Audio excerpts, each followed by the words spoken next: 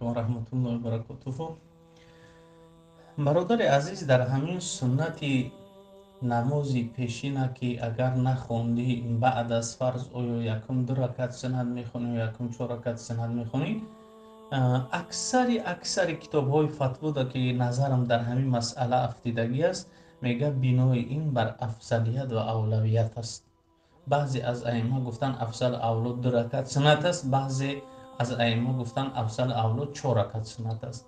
خب از اون جمله مختصری وقایه یکی از متون مشهور، کتاب مشهور در این بگیم که عالم حنفیت است، همین مختصر میگه که ثم یقضیه قبل شفعه، بعد از اون همون چهار رکعت سنت پیش از دو رکعت سنت میخونه. میگه از این خاطر ما همین که جای در فتوا بودیم میگیم که هم بینای این مسئله بر اختلافه، لیکن بعضیش افضل اینا میگن، بعضی افضل اینا میگن، لیکن ما فی المتون اولا ما فی شروحی و الحواشی و فتاوا گفته این خیلی قولی است از بزرگان.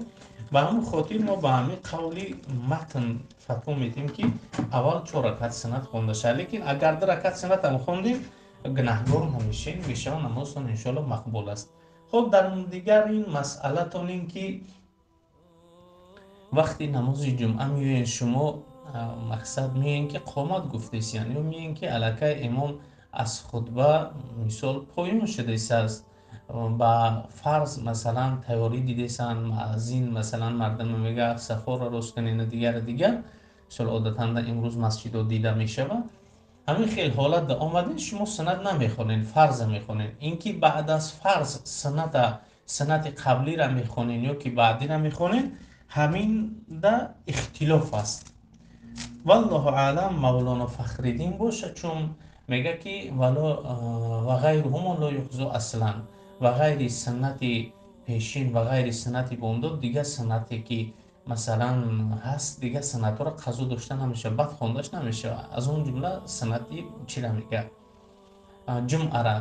لیکن والله اعلم جامع الرموز باشه، چون میگه که افضل اولا همین است که خونده شود، اگرچه نخوند گناهگار هم نمیشه، لیکن بهتر همین است که خونده شود، چون که جمعه خودش یک نمازی مثلا مستقل هم که باشه جای نشین، مثلا بگیم که با جایی نمازی پیشین آمده است و این برای خود خلیفه داره که پیشین است. مثلا مثال اگر که ما جمعه را خوانده نتونستیم در جوش پیشینه میخونیم.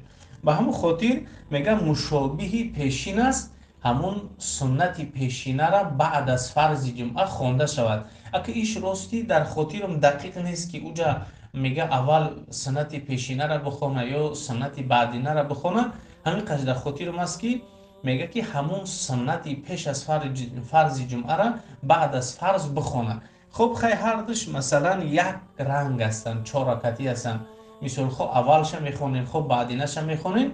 شما مقصد بهتر افضل اولا همین است که سنتی پیش از جمعه که از شما که فوت به سبب دیر کردن تون آمدین در فرض اقتدا کردین، همون سنت شما بخونین. پیش از مثلا این سنت میخونین و بعد از اون سنت میخونین، هیچ گپ نداره. لیکن اگه با ترتیبی که مثلا این مشابه پیشین است گفتم مثلا آمدگی است، مشابه پیشین که باشه اول سنت پیش از جمعه را قضایش بخونیم و سنت بعدی را بخونیم به تشبیهی، یعنی نماز پیشین. لیکن اگر اول سنت بعدی را خوندین و بعد سنت پیشینه را بعد از فرض خوندین، بعد از سنت فرض خوندین، باقی نداره انشالله.